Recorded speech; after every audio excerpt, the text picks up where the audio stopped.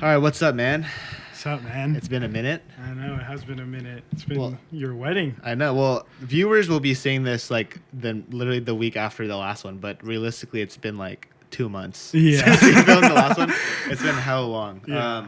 Let's see. We went on like a 24-mile hike. Oh yeah. Backpacking trip. I forgot they don't know about that. We went on. I had my wedding. Mm-hmm. Congrats, by the thank way. you.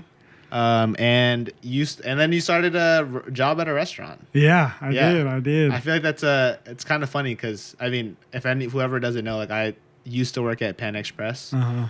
What kind of restaurant do you work at? It's like a sushi teriyaki, like a stop and go place. So it's like Nice. More of a like a takeout thing than And like a sit down. What have you been like? What's your like role at the restaurant? I'm the cook. Hell yeah, let's go.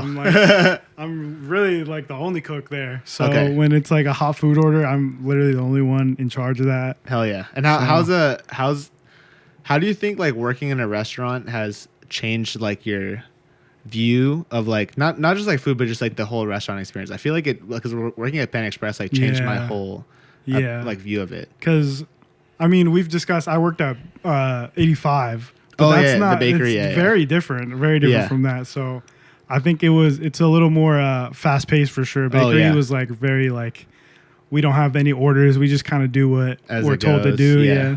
So the whole ordering system thing is like very new to me, and I'm kind of having fun with it. It's kind of like a mini game where I'm like, I got that. But yeah, it's interesting to see, and it's also like a very new business. Yeah, been open for like 4 months. Yeah, so I would say it's kind of interesting. I get to see more of like the background because the owners are like it's like a very family owned business. Yeah, that's sick. So I get to be more involved kind of in the business with them. Like they ask me questions like what they could do better. So it is like a really good, I would say like experience to know what like running a restaurant is kind of like. Yeah. It was interesting when I worked at Panda because it was like obviously Panda's like a huge brand. Yeah, it's like so it was like super corporate. Like we'd have people from like regional management all the time, and everything is like very like streamlined process. But I mean, it's the same kind of like it was super fast paced. Like is your place like busy? When it's busy, it's busy. But when it's slow, it gets slow sometimes. Especially like during like lunch rush. Oh yeah, like dinner rush. I'm like usually only there during lunch. I actually leave before dinner. Yeah. So it's usually like a big lunch rush actually. Okay. Nice. Yeah. But I'm assuming you have some questions since that have come up like since you started working in the restaurant. Yeah, I actually do. Okay, hell yeah. And before we get into that, let's I think we got a little mini game. We have a little mini game. We got Sinjin today helping us with the mini game. Say hi, Sinjin. Hey everyone.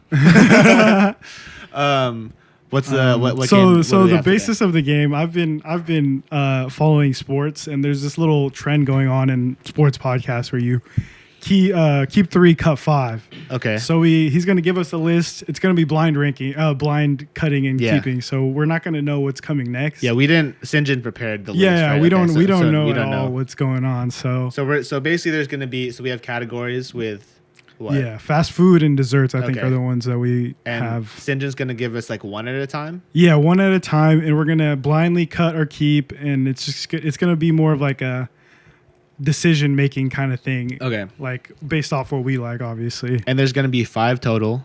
And there's 8 total. Oh, there's 8 total. We're going to cut 5 of them and keep only 3. Okay. Okay. And then we have to agree, right? On I think we're going to run it as a team. Sometimes they do like one person just kind of helps the other person. Okay. But I think we should run it together? as a team. Yeah, okay. Yeah. For sure. So what's the first category? All right. So the first category that we're going to do is fast food. Okay. All right. I'm a fast food. Yeah. I love fast food, bro. I think we have some expertise in fast food. All right. So the first one that we're going to start off with is Wendy's. Cut. Ooh.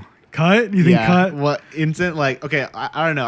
I didn't really grow up eating Wendy's that much. Okay. So I don't even like I've actually literally probably had it less than 5 times. That's probably one of the biggest fast food chains that I have the least experience with. Okay. I think me and our friend group really like went to Wendy's a lot, so I don't know.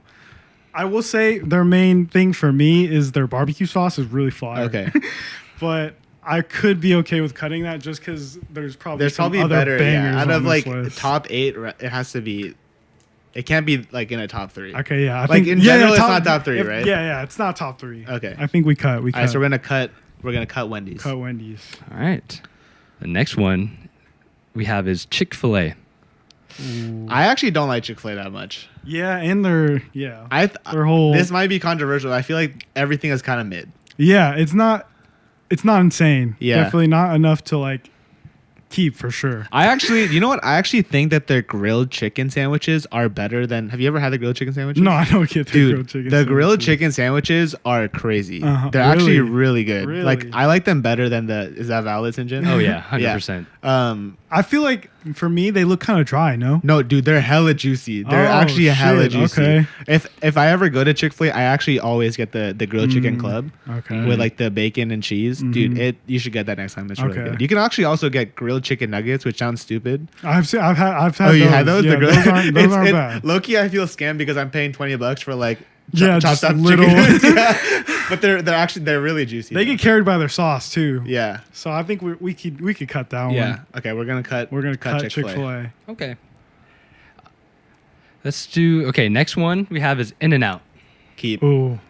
Yeah, we gotta keep that one. Yeah, and I've always said this that I don't think. What do you think about In-N-Out? Like just generally. It's like one of the goats. Yeah, for sure. I think especially like, my opinion is that it's not the best like burger by like at all.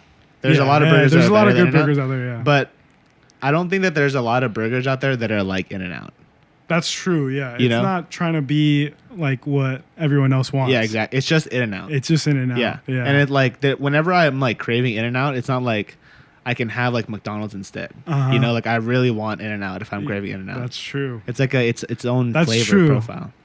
And I feel like In-N-Out, like there's so many good things. Price. Yeah, price, consistency, the fact that literally every In-N-Out is the same. Yeah, like even just like walking into the building, you're just like, this is home. Yeah, like this is exactly every time what it looks like. Exactly, and it always comes out good. What's your go-to In-N-Out order? I go a double with chopped chilies and both type of onions. I like grilled and the raw. I've been hearing a lot of people doing that. The double onions are good, and then I usually what's it called? Sometimes when I'm feeling frisky, I get the animal fries, but I do like to keep the fries, and sometimes I'll do them extra well. Yeah, extra well is good. Yeah, those are pretty good. I like the bite it has when it's crispy. Drink or doesn't matter. Soda. I used to be a shake man. Yeah. No, I think I just stick to the sodas, the Diet Coke or whatever. I think my all out is 4x4. Yeah, with grilled onions, no tomato. I hate tomatoes in burgers. That's true. Sometimes I do take out the tomato. And then chopped chilies. Yeah, and chopped chilies is game changer. That one I had to keep going back to. And then well done fries, and then if I'm really feeling it, strawberry shake. Strawberry shake. Do you ever get the Neapolitan shake? Nah, I think I love their strawberry. The strawberry is really good. The Neapolitan used to hit, but I feel like I was getting it too often that I haven't gone back to it in a while. Yeah, hell yeah. Sinjin? So we're keeping In-N-Out. In-N-Out order? Yeah. Yeah. What's your In-N-Out order? I'll go double, chopped chilies, animal style. Yep. Whole grilled onion. Yep. Mm-hmm. And then the whole grilled onion. Yeah, that one is good too. That one is crazy. That's a game changer. And then fries, I'll just do light well, and then what I'll actually do, I'll get fries light well, then I'll add the grilled onions on top of the fries. Oh yeah. And then just get like 2 or 3 packs of spread. Straight cooking up in there, man. And then like I do that because for animal fries, the only difference is like you get the cheese, which is really good, but when you get the fries with just extra onions and add the sauce yourself, dude, it's the same price as normal fries. It's true. True. Actually valid. That is valid. Like, you're getting like 90% of animal fries with like half the price. Oh yeah. Also on our bachelor trip. I like how you say half the price. Like it's like a dollar off. But it's crazy. Yeah. On the bachelor trip, I did put people on game for the pepper with the ketchup. Yeah, the pepper in the ketchup was crazy. Ooh, yeah. Whoa. Yeah. The pepper ketchup tech. The pepper ketchup tech is really good. If y'all haven't tried that. And like I forget if I said this. I might have said this already, but like, have I told you my theory as to why people not from the West Coast don't like In-N-Out? I don't remember actually. If you, what's the reasoning? Like, okay, like you heard all of our orders. They're like they're doing the most. Yeah, they're like very complex orders, and we've like each of us have curated this order over like years. Yeah, that's true. That is true, bro. If I went to In-N-Out for the first time and I just got a number one, I would hate it. That is true. Like their plain burger is so mid, unbelievably mid. But you got to add the grilled onions, the like chopped chili, like whatever. You know, you have your order and we like it. But if someone forced me to have a plain like In-N-Out burger, it would probably be super mid. That is true. We're vets in this game. Yeah, we're vets. We put in the hours. Yeah. So keep In-N-Out. Yeah, keep In-N-Out. All right, we only got 2 more slots. Yeah. Okay. Next, so how many did we cut? 2? We've cut 2 so far. Okay, so we got Wendy's and Chick-fil-A. We got 2 more slots for keep and 3 cuts. All right, for the next one, we'll do Del Taco. Del Taco. I'm gonna go cut. For me personally, it is like a favorite of mine, but I don't know if we could keep it. I don't know if like in the grand scheme of things we could keep it. I'm actually not a big fan of Mexican fast food because there was a Taco Bell across the street from my house, and I used to go there like every day during like not every day, but like every week at least during middle school. And so now I just kind of like don't. And we also, did the same thing actually with Taco Bell in middle school. And like Mexican fast food always just makes my tummy hurt. Yeah, no, I feel like it is hard to ever put like a Mexican fast food in the top three. So I don't think we can keep it. But shout out, honorable mention, Del Taco for all the years. Do you like it more than Taco Bell though? No, honestly, I do love Taco Bell. What do you think? We're Del Taco people, but I think Taco Bell is a little bit better. I think I just really love Del Taco. Yeah, the carne asada fries are actually insane. A tough decision. Real avocado, real guac, real steak. But like when you want Taco Bell, the urge is so like so like and devouring. Like you need that shit. So we're cutting Del Taco. Okay. Okay. Next one we have is McDonald's. Keep. There we just look at it. That was no brainer. I think everything from McDonald's is really good. Yeah. There's only, I mean, like obviously the burgers, like Big Mac, quarter pounder, whatever, all solid. Fries goated. Yeah. The nuggets, man. McFlurries, nuggets. Yeah. Their breakfast. All hash browns. Yeah, I forgot their breakfast is goated. I think like bar for bar, best all hash around. Browns. Like not just that. Like their whole menu. Their whole menu. Like bar for bar.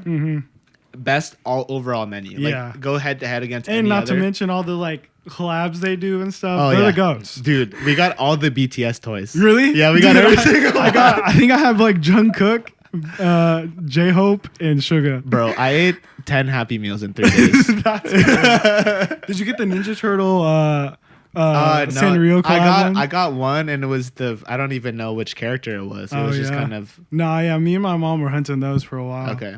But yeah, we got McDonald's to go. Goated. Yeah. Not we no gotta discussion. keep that. All right. So there's three more restaurants. We only get one and keep one slot. And 2 cuts. So we gotta be real selective with our keep here. Yeah. You have like what Evan said. You have 2 keeps.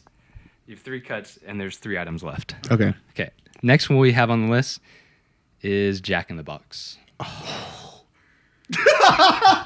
Dude, so what's behind the what's up, bro? We're just going straight to the next 2. Personally, I love Jack in the Box. Yeah, no, it is so good, dude. If there's any fast food that goes bar for bar with McDonald's, it's Jack in the Box. I can't even like argue with that. It's so good, but I'm scared to of like what the last 2 are. Personally, okay, I would keep just because I think I already have McDonald's, Jack in the Box, and not as my top 3. That's okay. But I don't know if you have. I don't like what would you potentially be waiting for? That's the thing. I'm trying to think of what else could be out there. Like, do you have like Taco Bell? I don't know. I'm a big Cane's guy. I do love Cane's. Okay. But I mean, not everyone like agrees with that. So I'm down to rock paper scissors for it. Okay. On shoot. Just one. Okay. Rock paper scissors shoot. Rock, paper, scissors, shoot. Rock, paper, scissors, shoot. Rock, paper, scissors, shoot. Rock, paper, scissors, shoot. What the fuck? Wait, what is going on? Rock, paper, scissors, shoot. Rock, paper, scissors, shoot. No, you're cheating. No. Rock, paper, scissors, shoot. Okay. All right. Well, I'm sorry, but Jack in the Box honorable mention. They never let me down. I'll be honest. They have some sleeper picks, bro. Yeah, they do. Like the tacos. No, the chicken tater melt. Yeah. That shit's good. All their sandwiches are goated. Yeah. The munchie meal. Yeah. If you Shout out to the OG munchie meal. Yes. From like price 5 years ago. Yeah. Like amount of food you get. Like a goated meal. Yeah. And they have this thing on the menu called the Wakey Bakey. Okay. That shit was crazy. I don't know. That sounds like I should just keep Jack in the Box now. What was that? Rock, paper, scissors for? Fuck. I guess we gotta cut it. Okay, we'll cut it. Gotta stick to our word. Cut it. 2 left. Sticking to your guns. All right. Second to last on this list is Panda Express. Oh, see? Keep. We gotta keep. We gotta keep. Okay. I don't give a fuck what the last one is. It's gotta be Panda Express. Goated. I don't think we need to say anything. No, yeah. It's just literally. And I'm not gonna lie. After like working there, it's actually way healthier than you think. Yeah. Like there's some things are questionable. Like not questionable. Like obviously like the deep fried stuff, like the orange chicken, probably not that healthy. Yeah. But like all of the like the wok stuff. Yeah. Like the chicken breast, the string bean chicken breast, the kung pao chicken, the like mushroom chicken. Yeah. Like all like those are super solid. No, yeah, I will say it's like one of the few ones that my grandpa will eat. So like the older people, like it's the goat. And actually, when I was like the most lean in my entire life was when I was working at Panda Express. Oh, really? Because I would literally eat. Okay, so I would. You could only do this if you worked there, but I would get the broccoli from the broccoli beef. Because it was like more flavorful than just like the side broccoli, and then stack a bunch of chicken on top, like the teriyaki chicken. Ooh. And then a bunch of like hot sauce, and it was just that was the best. Yeah, no, there's not much to say about Panda Express. It's the best. Yeah. Yeah. And there are some with drive-throughs, so you can't say it's not fully fast food. Yeah. So we're keeping that. Okay, right. Keep. And then what's the last one that we have to cut? Yeah, so run down the list and then say what we cut at the end. So far, you guys have cut Wendy's, Chick-fil-A, Del Taco, and Jack in the Box. You have kept In-N-Out, McDonald's, and Panda Express. All right, what do we cut? The very last one on this list is personally my favorite. Oh, shit. And it is Jollibee. Oh! You got it so bad. You got it so bad. You got it so bad. That's so good. I forgot about Jollibee. No. I'm sorry, my people. Oh, God. I'm so sorry. Oh, I'm devastated. I'm actually so sad. Oh, God. I forgot about... I was thinking too American, bro. Yes, I did. You got it so bad. The fried chicken. Best fried chicken in the game. Fried chicken. Best dessert. Best drink. Spaghetti. The peach mango pie. Pie. Adobo rice. Their breakfast. The garlic rice. Oh, my God. Dude, one of my dreams is to own a Jollibee in the Philippines. How do I forget about Jollibee, dude? Oh, my God. That was good. That was real good, dude. Damn, I was like literally running down the list. I was like nothing could be Panda Express, McDonald's, and In-N-Out. And you found a way. You found a way. Wow, we're sticking to our roots. Damn. I don't even know like how to rearrange. I think I know. What do we? Let's go. Let's say. What would you guys cut? What would we cut out of the three? Been Jollibee over Panda Express. Yeah, I think so. Keep McDonald's. But Panda Express and Jack in the Box would have been the hardest cuts for sure. Damn, we heard Panda Express. We're like, we're golden. Yeah. I'm not mad about though. I'm not mad about it. But Jollibee's a sad loss. All right, what is your first question? All right, my first question, since I have started working at a restaurant, is like woks. I started using one. I'm not too sure like what makes it better than like a pan or anything. I know it's like something to do with high heat. But I am really just like kind of using it because they told me to use it, and I would like to know like what makes it like really for sure. Good. Yeah. So what have you been using the wok to cook with? Or it really is like the stuff that we need to heat up real fast because it is high heat. I've been using it for like it's weird. We actually do make our like ramens like hot like to warm up the soup in there. I've been using it for fried rice, obviously. That's mostly what I've been using it for. So yeah, I mean, so woks, which is basically pretty much only used in Asia, the biggest benefit by far is the heat transfer of woks. Okay. So that's mainly two things: is the shape and the material. Okay. So, I would say like most of the time, pretty much all the time, except for you're using woks, you would never crank up the heat to like as high as you can possibly go when you're cooking anything, because you're just gonna burn your food, obviously, right?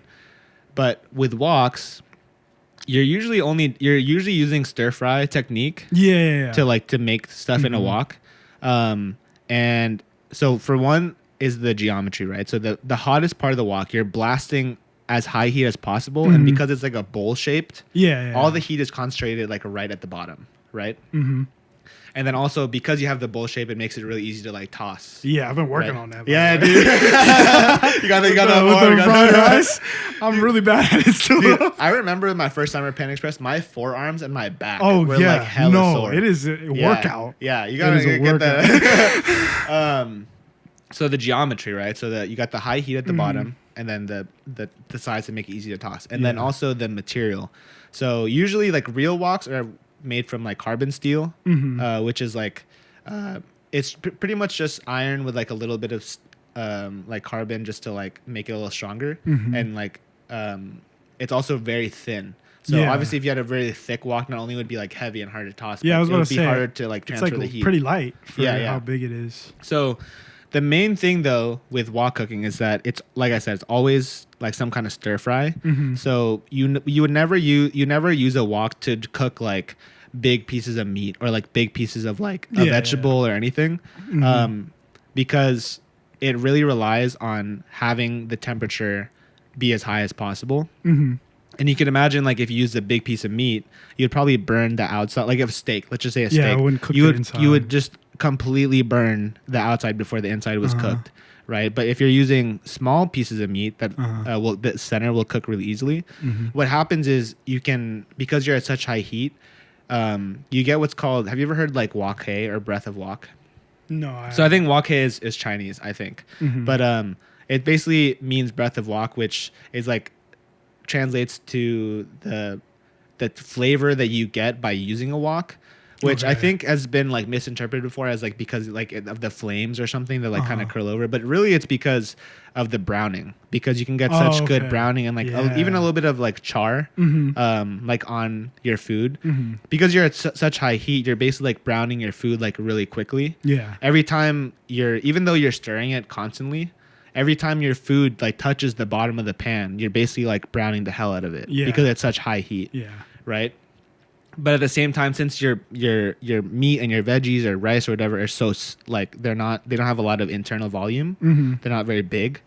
The inside will kind of cook at the same rate as like the outside. Okay. Right. Yeah, that makes sense. So you can toss it and you'll get like a really nice like sear on the outside. Get that browning that like really develops a lot of flavor on your food without overcooking it. Okay. Or undercooking it. Yeah. Yeah. And then the other thing, a lot of times on the market, when you buy a home like wok, you'll see a lot of ones that are like the non-stick like Teflon. But or like ceramic or like whatever kind of bullshit like that. But you never really want to use those materials because again with like high heat. The benefit of using a wok is like the high heat transfer. So you want like a thin material, something that's going to get really hot and retain a lot of heat. And if you use like something that's like ceramic coated or like non-stick, not only are the high temperatures probably going to degrade the coating and it's like not good for the food, but you're just not going to get as high temperatures and high heat transfer as a. Don't sometimes they say that like even like that coating could get in your food? Yeah. Oh yeah. Especially at high temperatures, it can like kind of degrade the coating and get into your food. Teflon is like a known. What's the word? It's like it causes cancer. Oh yeah.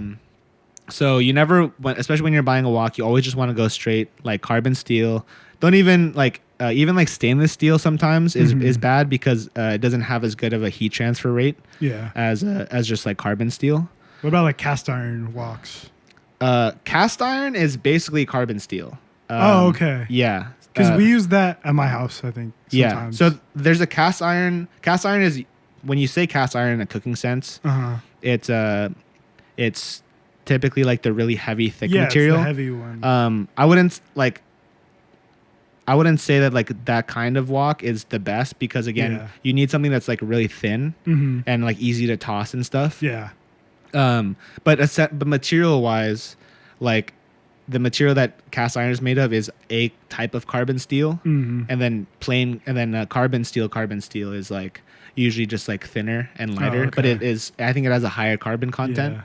I don't think we really use it as like a wok kind of. We kind of just like a big for like the stews in the Filipino culture. Okay, sure, yeah. So, but yeah, you'll typically, the best thing for a wok, you don't even need to get it from fancy places. Like typically, the best one is just go to like, if you have a Chinatown or a Japantown or like Asian grocery store, usually they just have woks. They don't need to be fancy like at all. It just needs to be carbon steel. Typically needs to be have the right geometry. You want to avoid like the round bottom woks unless you have like a really powerful burner, which are hard to get at home. Yeah. So it's we flat. have one of those crazy like burner things. Oh, you do? Yeah, okay, those are sick. Yeah. Yeah, they are sick. Yeah. I just turn off that little crank and I'm just like, whoa. Fire. Oh, like at the restaurant. Yeah, at the restaurant. Yeah, no, not at home. Yeah. Dude, I miss using a commercial. Yeah, I love that thing, crazy. Dude. It's so cool. But you need to keep it light so it's easy to toss. What about like size? Do you want like, the bigger the wok?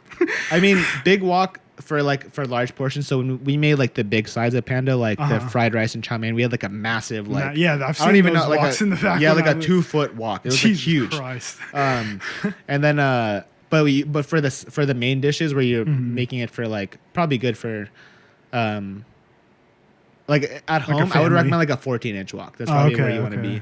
And then I guess just some like general tips for using a wok. I get a lot of questions because I like used a wok on my electric burner. Yeah, before. I did see some of those comments. I was also like, wondering. Yeah, you'll never like get as hot as a commercial kitchen. Yeah, with, like, but if you know what you're doing, you can kind of like still use a wok pretty well. So obviously, for one, you need to be at as high heat as possible.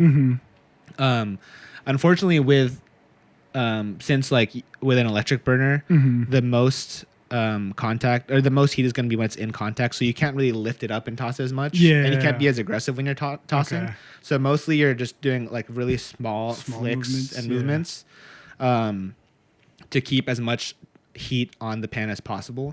But the biggest tip is always to make sure you're cooking in small batches and make sure your ingredients are cut small as well. Kind of the same thing that I was saying earlier. If your pieces are too big, then it's gonna overcook the outside and undercook the inside. So you want to make sure all the ingredients are like the ingredients themselves are cut to small sizes. And then also you don't want to put too much food in the pan at once. Usually on a home wok, I wouldn't put more than like literally a serving for one person. So like if I'm cooking for me and Britt, I'm cooking two things separately. Like I'll prep all the ingredients together, but I'll cook my portion first and then her portion second. Or like whatever. I didn't know that. Yeah, because obviously you want to. There's not a lot of heat on a home stove, right? So if you use a pan or if you use a wok, you want to keep as much heat as possible because you're not getting that much of it in the first place. Yeah. And if you put too much food in it, all that food is going to absorb the heat and make the pan not cold, but cooler than the hottest temperature can be. Oh, I see. It's going to absorb all that heat. Okay, that makes sense. So if you use really small amounts of food, like literally a one portion size, you can maintain as much heat as possible because you're not losing as much heat to the food. Okay, I see. Does that make sense? That makes sense. Yeah, because you need the high heat to be able, like, sure, like your food will cook still if you like.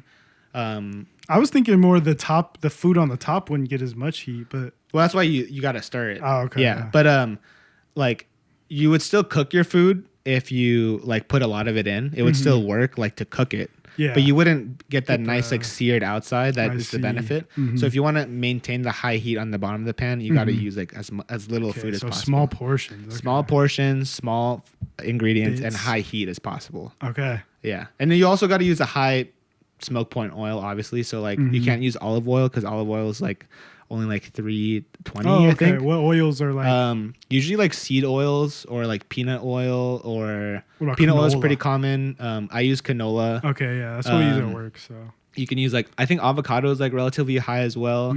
But I think the most common, especially in like Asian kitchens, is canola. Oh, okay. Yeah. Nice. Yeah. Damn, yeah, walks are. I've always loved watching those like Instagram people with like. Oh, dude, it's so sick. They're like so good with a walk. Yeah. Dude, another thing I used to do, because we use like there's like Chinese cooking wine. I used to put, when there was hella people in line, I wasn't supposed to do this probably, but when there was hella people in line, I would put a little of the cooking wine on the rim of the wok, and then I would dip it into the fire and make it go up. I literally, while I'm cooking, I hear people go, whoa. Damn, you're aurifaring back then. I was, bro. No, yeah, when they do the whole tricks with the fire and stuff, it does look really cool. Yeah, it looks sick. Yeah. Damn, yeah. Woks. I need to start getting one at home and start using one. Yeah, then there's a lot more, like you got to season your wok to make sure it like lasts long and doesn't rust. Oh yeah, that's one thing I did find out is like when we like wash it, we have to like turn on the heat so that it dries by with the heat instead of like letting it dry by itself, because it'll rust. Exactly. Yeah. Okay. So plain carbon steel does not have any like, so stainless steel is called stainless steel because of the different metals. It's not just iron in it. There's other like chromium. There's other like metals in it that prevent it from rusting easily. Oh, okay. But carbon steel, which is what the best woks are made of, like I said, don't have any alloys in it that prevent it from rusting. So if you do leave it wet, it will just completely like it will rust. Oh, okay. Yeah.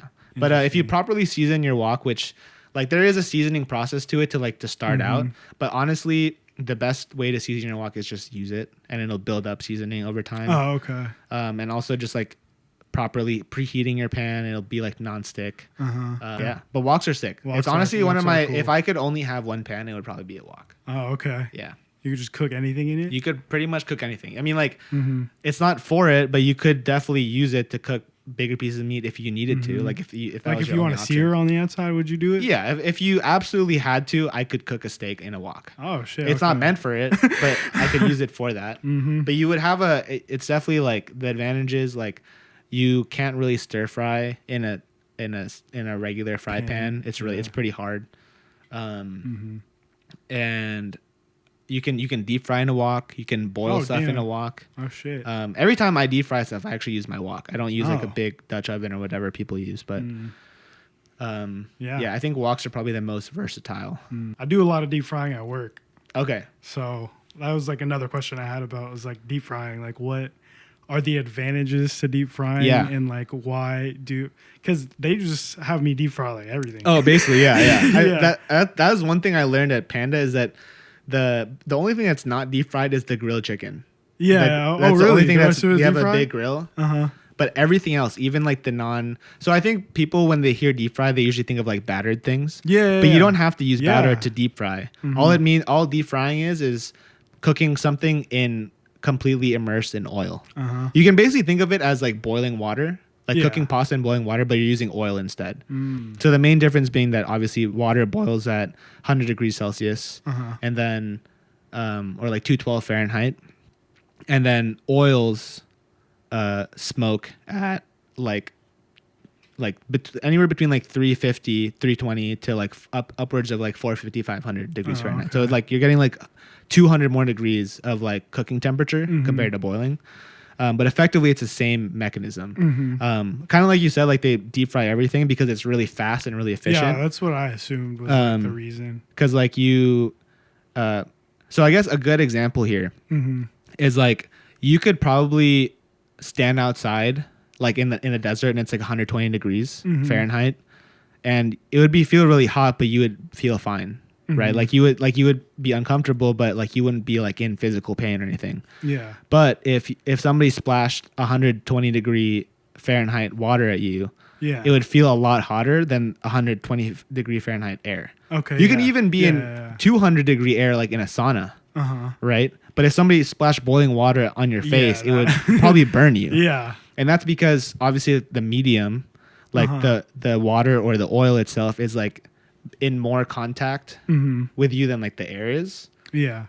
So it's more efficient at cooking things. Oh, okay. So like you have the conduction, it's like the direct contact of the oil with your food that's directly transferring the heat from the oil into your food, as well as like the convection of like the oil constantly moving around. Versus like if you're just baking something, you're just relying on the flow of air particles around it. Oh, I see. Which isn't as fast. So in a restaurant setting, they would deep fry. Would it even turn out the same though, or would it take too long to turn out the same?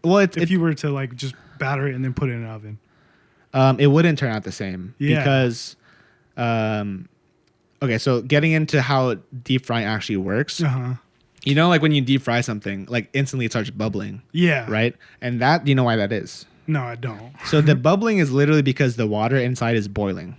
Oh, okay. Yeah. So obviously like foods have water in them, right?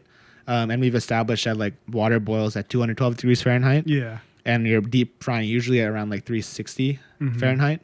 So as soon as you put something like, let's just say a chicken, into a vat of oil, all the water particles, liquid, will instantly start boiling and steaming.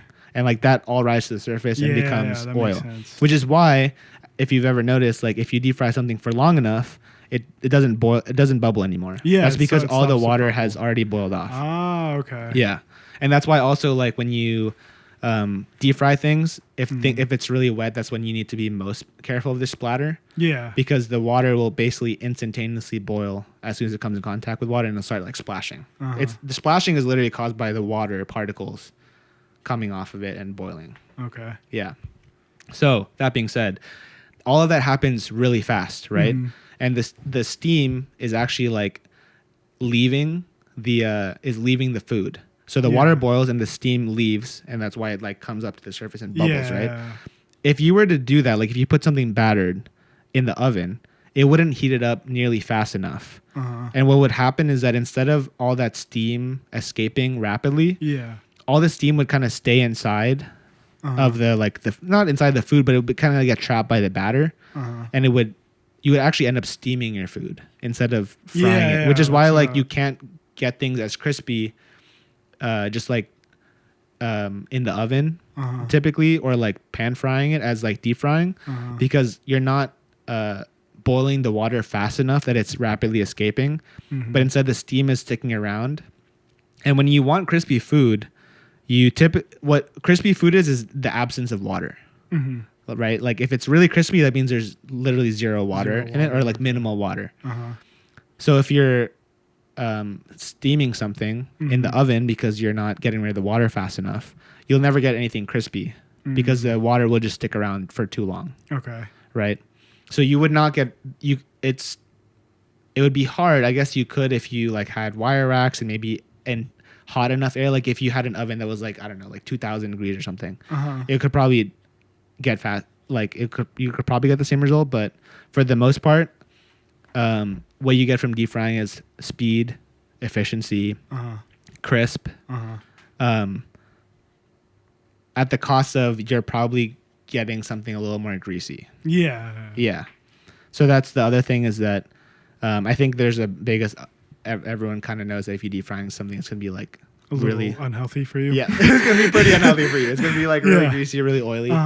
And that's just because, well, one, like oil is like very viscous. It's very thick. Yeah. Right? So like when you dip something in oil, it's like gonna stick to it. And then also like when you have something that has a lot of water in it, right? Let's just say like regular chicken. It's not even battered.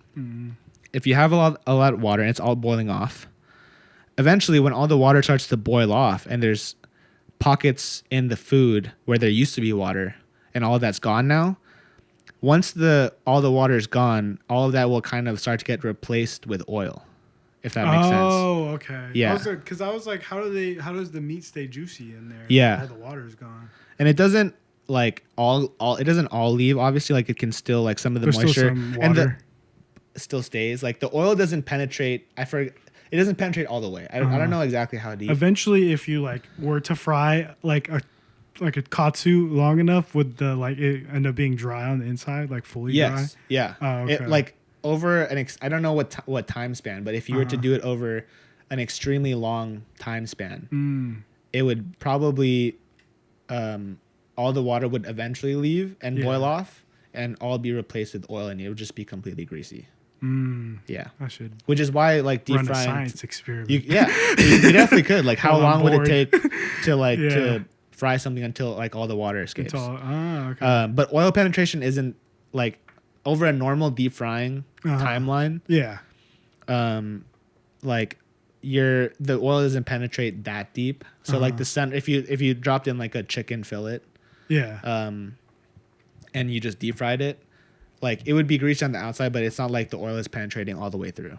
Okay. Yeah. Another tip I'll add, because deep frying food at home is probably the most annoying thing to do ever. Yeah, it is. Because it's like hard to get rid of the oil. Yes. Especially that's pretty much the only reason is because it's so hard to get rid of. And then having to fill it though is also. And having to fill it and using up so much oil. Yeah. I recently found this like little product that basically you drop it in while it's hot. It's like, I think it's a polymer of some kind. The oil? Yeah, of the oil. Okay. You drop it in, mixes in, and then once it cools, it actually becomes like a big, I think it's like some kind of gelatin or something. But like it basically becomes jello, like oil jello. What the heck? Yeah. That's been like my favorite thing ever. Not that I really deep fry that much, but when I do, what does that makes it easier to dispose? It makes it easier because obviously, like throwing away oil in the trash can, the big scare is like if there's a hole in the garbage bag, then like it'll just get everywhere. Yeah. But if you have like a jello block of oil, that is cool. It's not gonna it won't spill or leak or anything. Interesting. So I forgot what it's called. But yeah, you can just probably look up like oil solidifier or something and it'll pop up. But that's been like my favorite thing for like deep frying at home. That is pretty cool. Yeah. Yeah, I feel like what's it called? How deep frying at home would be kind of nice though for like certain stuff. Like if you just had a perma deep fry setup. Yeah, me and my roommates used to have one in college. Oh really? Like a deep fryer. Yeah, we had like a little mini deep fryer. Oh shit, yeah. And I was just like, I'm not gonna use that, but it was actually so useful. Yeah. And then when I moved in with St. John and we didn't have one, I was like, oh. Yeah, that was actually kind of cool to have, but it was such a bitch to clean. Yeah, also incredibly unhealthy too. Oh yeah, for sure. I mean, we're college, man. Yeah, true. No, it was really unhealthy. Yeah, but yeah, it was kind of nice to have at least. Yeah, but my dad just like deep fries in like a big ass pot, like usually. Yeah. Is that like any different from like a deep fryer, or is it essentially it's the same thing? Have the same. The only thing that a deep fryer does is, like. With the basket, is it probably has something that circulates like the oil a bit more, so that you like get even temperature throughout. Like if you're doing in a pot, you have to like mix it constantly. Yeah, that's true. And then obviously like the convenience of having a fry basket to like drain all the oil and stuff. Yeah. But I like to like personally, if there's anything that I'm making that's fried, I'll usually opt to just shallow fry. Mm-hmm. It's not quite as efficient, obviously, but like in a pan. Yeah, just like in like a cast iron pan, like a small one. And you just like when I make chicken katsu. Oh, okay. I'll just do like oil to like basically go up to half of the chicken. Okay. And then I'll just flip it. It's obviously not as fast or as efficient, but it's like you're saving yourself all the cleanup and oil and stuff. Yeah. And you get pretty much the same result, especially like if you're not in a rush at home or something. Mm-hmm. It's not as fast, but it's like, I'm saving like 5 minutes if I deep fry it, which is like not that big of a deal. Yeah. So for certain things like that, I'll just opt for like shallow frying. Most of the time it'll get the job done and it's like way easier to do. Oh, okay. And then let's see, did you have a third question? Yeah, I do have a third question, again pertaining to my work. Okay. We use saran wrap a lot to keep food fresh, and I always wondered like what the science behind it, like is it better than having it in like an enclosed like storage type of situation, or is it like okay to have the saran wrap for at least like a couple days or something? Yeah. So for the most part, I don't think that it's necessarily better, especially if you have like really good lids. Yeah. So the main benefit of using saran wrap or just plastic wrap in general is that, so most plastic wrap is made out of a material called PVC. Okay. Polyvinyl chloride. And the main benefit of PVC is that, one, it is one of the least water permeable material out there. Okay. So like you'll see like, right, when you put plastic wrap on something, you'll see literally water droplets on it. Is because it's water cannot go in and out. Okay. So when you're talking about like food degradation, the things that cause food to degrade or degrade is like exposure, like excess moisture or loss of moisture, the air like circulating around it, and then like obviously like the microorganisms. Yeah. So like when you have a bowl and you're just putting like plastic wrap over it, yeah, you're basically isolating it from the environment around it completely. It's also like has the benefit of like sticking to itself, which doesn't seem like an obvious thing at first, but like you think of like every plastic you've ever seen in your daily life, like plastics on your like fans and your shoes and like whatever. Usually plastics don't like stick to themselves all the time. Yeah. But like plastic wrap obviously does stick to itself. Yeah. Which is the biggest benefit of like why restaurants will often use them. Is because you can make them fit to a lot of different container sizes. True, yeah. So like those big like hotel pans that that restaurants use to like store food. The lids are just usually like plastic lids that don't like seal very well. So you can have plastic wrap to like really tightly conform to whatever you're using. And it like again, really low water permeability, so like you're basically creating an isolated environment for whatever size pan you're using.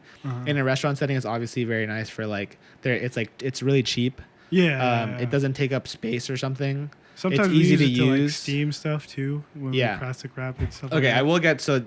Okay. So to get to that,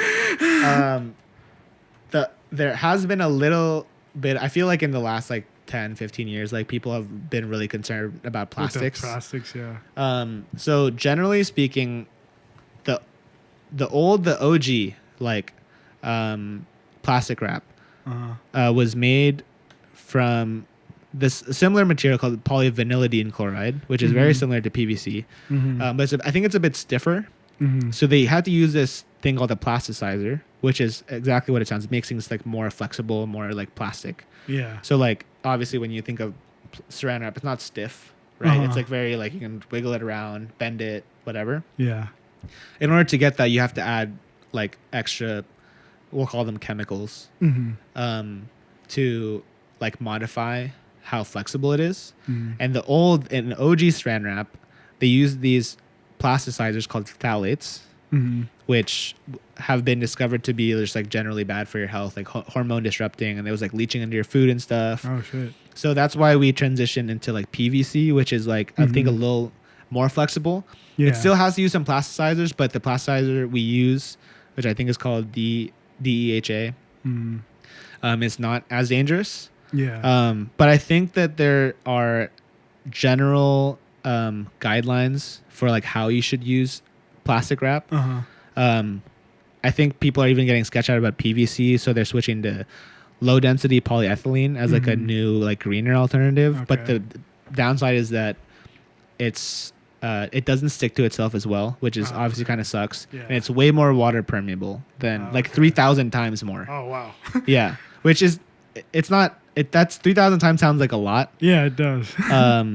But it's more so because PVC is so good. Yeah. It's so good at not letting water through. So 3,000 isn't as big of a difference. It's not as big of a difference because it's still like decent, like compared to other things, other materials. But obviously like PVC is just literally so good at keeping water out. So the general safety practice that you should use with plastic wrap is you should never heat it up really high. So like generally like room temperature or colder is fine. But like if you were like steaming something or like microwaving it, you probably shouldn't do that because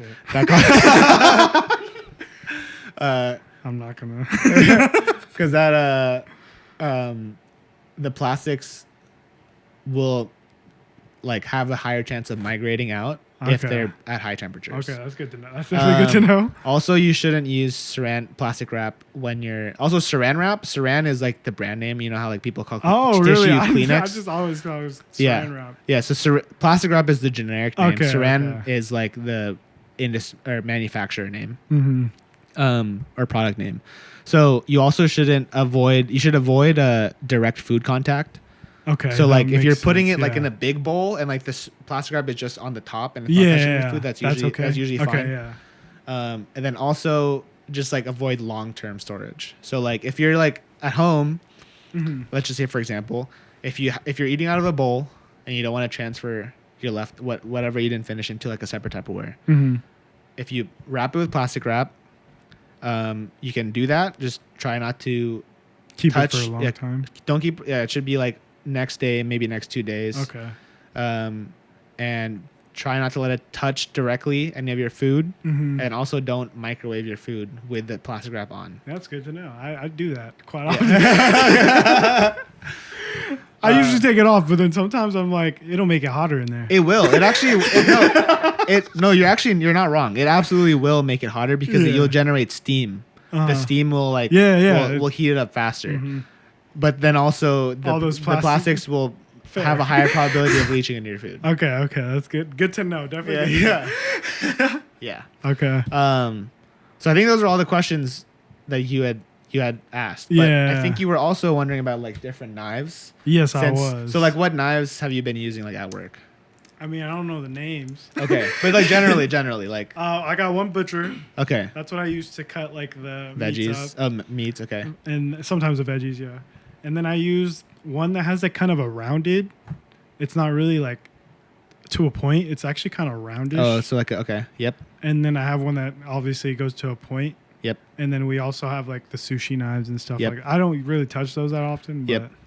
So, as you would expect, there's like a lot of knives have like different purposes, and like their geometries are kind of like tailored to like what they would be good at. So, for example, so you mentioned cleavers. Yeah. If anyone is listening to the audio podcast, I'm bringing out a Chinese typical like butcher Chinese style cleaver, which is very thick, and a Japanese nakiri, which is a lot smaller. It's that one. It's kind of rounded. That's the one I use. So Chinese cleaver is usually like really heavy. They don't need to be that sharp. Because you're really relying on the heft. So like these are really good for meat butchery because you can like really you're rarely trying to slice things with a cleaver. You're just really like I chop it. Yeah, bang. It's so fun, dude. For the chicken teriyakis, I'm like bang, boom, boom, boom.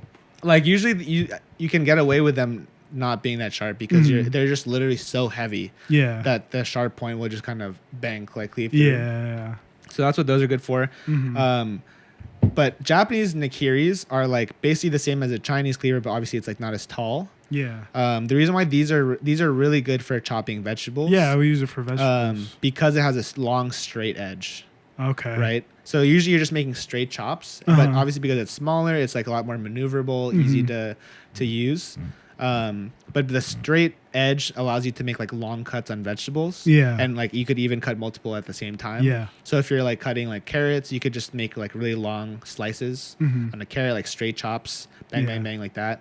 And these are like probably the best if you're just doing like vegetable cutting. Yeah, they usually use like the tempura, like cutting vegetables for that. Yeah, exactly. I usually use that. And then next, so this is a Western style knife. It's just called a chef's knife. So this is like one of the big difference between like Western or German style knives and Japanese style knives is that there's a lot less variation in knives in Western. It's literally just a chef's knife, a serrated knife, and like a utility knife and like a paring knife. There's only like really 4 types of knives, and they all kind of do more things. Japanese knives, on the other hand, are very specialized. There's a couple knives that I'll show you in a second that do multiple things, but for the most part, a lot of their knives are tailored to specific tasks. Right. So this is a Western chef's knife. It's really big. It has a it has a good handle. It has a pretty long straight section, but also curved at the end. So these knives are like really good for like if you're doing like rocking. Yeah. But then also because it has such a long straight edge, they're good for like kind of chopping vegetables as well. Because it's so heavy, you can also do meat. So it's kind of like if you had one knife, if I could only have one knife, it'd probably just be a chef's knife. Okay. Because it's just such high utility. The Japanese versions of a chef knife are going to be the Gyuto and the Santoku. So the Gyuto is very similar, very long blade. This one's actually this is like a 10-inch blade. That looks long. This is huge. You guys got this for me. This is the knife that you gave me for Christmas. But yeah, really long straight edge. Again, like curved edged to be rocking. You'll notice like compared to the cleavers, it also comes to a point, so you can do like really precise cutting. Yeah. But a gyuto is probably the Western equivalent of like a chef's knife. Okay. Another really popular one you'll see a lot is a santoku. Yeah, I've seen these santokus are smaller. So they kind of more versatile, easier to use, especially for smaller tasks. Like if you're just doing like garlic or really precise cutting, you wouldn't want to use a big honking knife. Yeah. Right. So santokus are small. They're easier to maneuver. They have a much longer straight edge for like very accurate, precise slicing. Yeah. Also comes to a point. Probably another good choice for like if you wanted to only have one knife. This is cool. This is like a knife collection video too. Petty. Sinjin just got this for me. Oh, nice. These are I really like using a petty for like small things. Sometimes you really don't want a big knife if you're literally just like slicing fruit, slicing like citrus, green onion, like things that can be like small knives. Like you don't always want to pull out the biggest knife that you have. Yeah. And it's just easier to handle, like less footprint. So I've been actually really liking using this for just like more like day to day. Like if I slice some apples or something, or if that one looks sick too. I've been wanting a petty for a long time just because of like the convenience. Because it is really annoying if you like have a really small thing you want to chop and you have to like grab this big ass. Is that knife. one Japanese too? This is Japanese. Okay, it's a petty. And then lastly, serrated knife. So this one is better for bread. But I was about to say, why do they call them bread knives sometimes? So are they different from serrated, just a regular serrated? So most bread knives are serrated. Just serrated, okay. That's because if you look at anything with a crust, right, it's like they're usually like crusts like bread crust, like sourdough or even like a melon or something. They have like very smooth surfaces. Yeah. So and they're hard, right? So like the reason why regular knives are good for like anything else is because like the like meats and veggies are like very soft. Yeah. So even though they can be smooth, they're like really easy to cut through with something sharp enough. Yeah. But if you have something that's like really hard and smooth, then it's going to be hard to cut through because like if you use a regular knife on a bread, usually like it kind of you go back and forth, but like it's not really like getting through. So when you have a serrated edge, which is like these little spikies, it'll has more surface area to come in contact and like literally grab the edge of a bread or a melon or something. Yeah. So that you can actually like penetrate like a. I hate you, bro. So you can actually like cut through a crust. So like all these have their own purpose. Yeah. If I was to build out like my own, what would you say you need, like 3? Or you need 3 for sure. 3, you need a utility knife, or not utility, but like an all-purpose knife. So gyuto, santoku, or chef's knife. Okay. That's your workhorse. You'll use it for like 90% of things. You need a serrated knife. For breads and for like anything with a crust, and then you need like a petty knife, or I have one over there. It's like the Western version is just a paring knife. You just need a smaller knife for like small tasks, for like something that requires more precision. So those are the main 3 knives that you need. Do you remember what knife you gave us for your? Yes, those are. I think those are santokus. Were those santokus? Okay. Yeah. Yeah, they were santokus. So those are good like all-purpose knives. Another thing with like, so you mentioned like the sushi slicing knife. Yeah. So if you ever seen a sushi knife, they're super long. Yeah, it was like really long and really thin, and that's because they don't need to be that tall, because like usually fish fillets are not like high. They're not tall. But the reason why you need them to be really long is because fish is so delicate, right? That the worst thing you could ever do to a piece of raw fish is like saw it. Like you never want to take a knife to a piece of like raw fish fillet and like go back and forth like this, because you'll like break apart the fish really easily, right? So you need to be able to slice it. So you need to start from the base, and proper sushi technique is to start from the base and use the whole length of the blade to cut through in one stroke. Yeah, right. It looks sick when people are really good at it. Yeah, they're like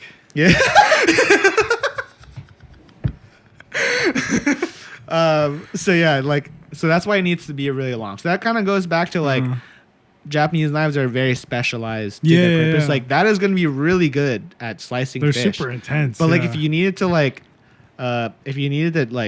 slice up break down a chicken, that'd be super annoying to break it down. Right? Okay, yeah. So Japanese knives are typically like very specialized to like their own purpose, with exception of the Sentoku and the Gyuto. I always was like the type that's like, you could just use any knife for anything. Yeah, I mean, for the most part, if you have one of the like 3 all-purpose knives that I mentioned, you pretty much can. Yeah. But if you want to get like more efficient, I noticed differences now when I use different knives for different things. Exactly. So like it is. Yeah, it's like anything like with tools, right? Like if you were like. You probably could use a screwdriver to hammer in a nail. Yeah, it's probably not as good as a hammer. But like you could if you needed to. That is true. It is a similar concept there. Yeah.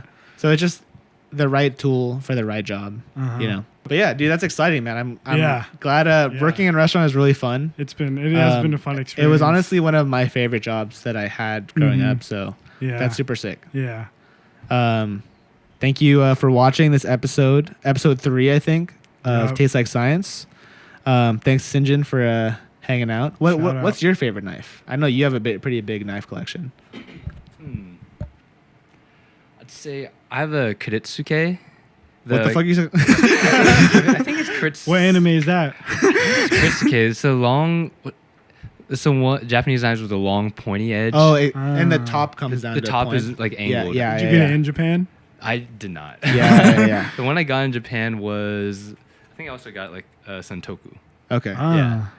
The 2 knives that I want next are I do want a Japanese like slicing knife. Yeah. A fish knife, and then I also want a bunka. Oh, bunkas are nice. Bunkas are like basically like Yutos, but they're like a little bigger, a little beefier.